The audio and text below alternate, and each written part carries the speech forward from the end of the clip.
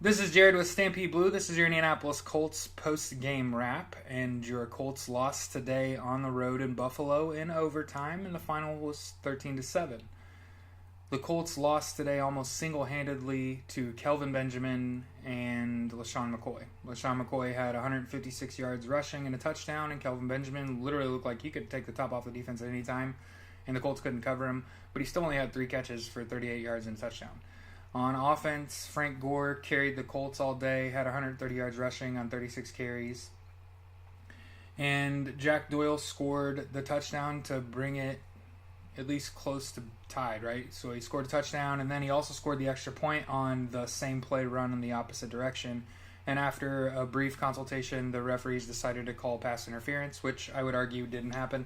You can't pass interfere blocking within 5 yards of the offensive line, but again, what do I know?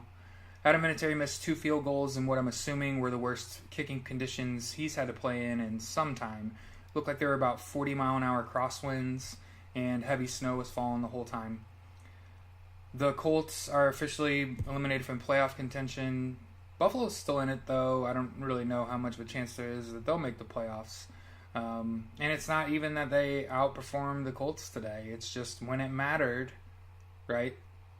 Buffalo's able to just move the ball and score touchdowns, and the Colts weren't able to do that, and weren't able to put points up when they got in position to do it either, and even had points taken away from them.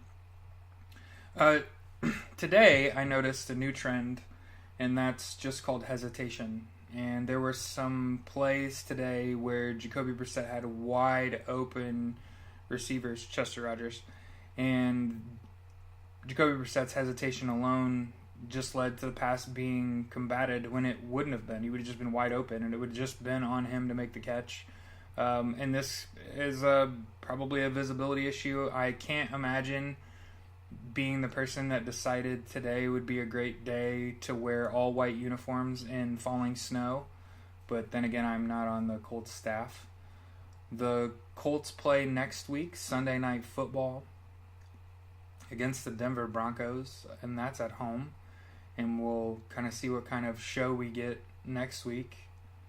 Matthias Farley had an interception today, and I'll say this: if Rigoberto Sanchez is not the rookie special teams player of the year, then I'm afraid that the NFL has made some errors. That guy has done his job impeccably.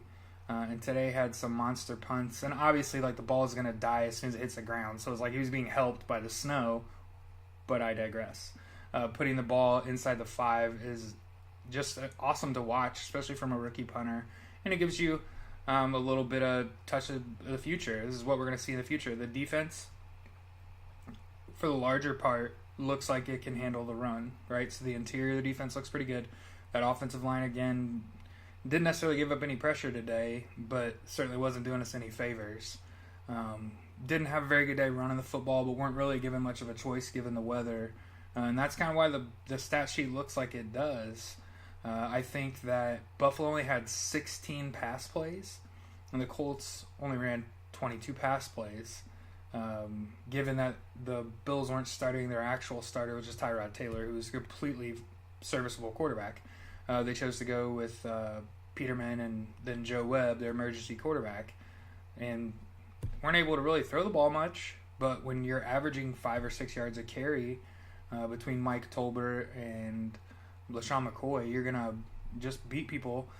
This was on pace to be the fastest game ever played. If it hadn't gone to overtime, I'm sure it would have, because it just didn't seem like that clock was stopping because nobody wanted to throw the football for fear of stopping the clock and giving up field position.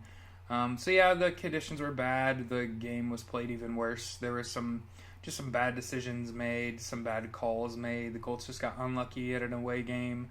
And then, like I said, next week doesn't get any easier. Play the Broncos at home. They've got a great defense. They do not have a great quarterback.